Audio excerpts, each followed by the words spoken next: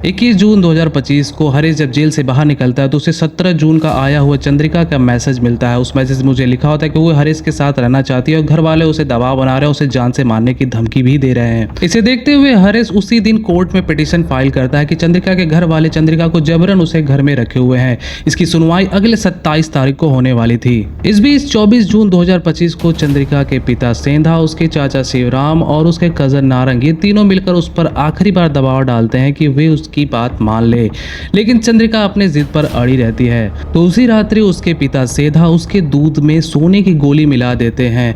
जब रात्रि को चंद्रिका सो रही होती है तो उसका पिता सेधा उसका गला घोट के उसकी जान ले लेते हैं। और इतना इन्हें उसे मारने के बाद स्टोर रूम में उसके चाचा और उसके कजन द्वारा उसे ले जाया जाता है और उसे पंखे से लटका दिया जाता है ताकि ऐसा हो कि वो खुदकुशी की है। अगली सुबह जब होती है तो वे सभी ऐसा रिएक्ट करते हैं जैसे उन्हें कुछ मालूम ही ना हो, और वो सब कहते हैं कि घर की रेपुटेशन बनाने के लिए हम बाहर ऐसा बता देंगे कि चंद्रिका को हार्ट अटैक आया था। सेंधा भाई पटेल अपनी पहुंच से चंद्रिका की मौत हार्ट अटैक से हुई है ऐसा वो एक फेक डेथ सर्टिफिकेट बनवा लेता है। 27 जून 2025 को जब उनकी पेशी होनी रहती है तो सेंधा वही डेथ रिपोर्ट दिखाता है, जिसे देखकर हरीश शॉक हो जाता है और उसे विश्वास नहीं होता है कि चंद्रिका को ऐसा कुछ हुआ था। हरीश को यहाँ शक होता है उसके, वो अगले दिन एक हफ्ते तक उसके घर की रेकी करता है, अगल बगल लोगों से पूछता है कि चंद्रिका की मौत किससे हुई।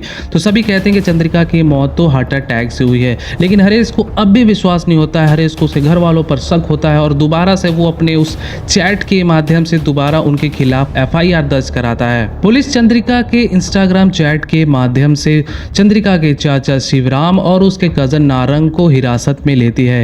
ये मालूम पड़ते ही चंद्रिका का पिता सेंधा भाई पटेल घर से फरार हो चुका होता है। पूछताछ के दौरान उसके चाचा और उसके कजन द्वारा ये स्वीकार कर लिया जाता है कि उन्हीं ने उसका मर्डर किया है। इस पूरे केस को शॉर्ट में करना बहुत ही प्रॉब्लमेटिक था मेरे लिए, लेकिन पूरी कोशिश की थी मैंने शॉर्ट में सब कुछ बताने की। तो भाई कैसे एक रूढ़िवादी सोच और समाज क्या कहेगा, रिश्तेदार क्या कहेंगे, इन सारे सोच को रखते हुए कैसे एक पिता अपने बेटी की जान ले लेता है, वो तो आज हमने देख लिया, लेकिन अनबिलीवेबल। तो वीडियो कैसे लगी, वीडियो को लाइक कमेंट सब्सक्राइब करके जरूर बताइएगा। चलिए चलते हैं, बाय बाय।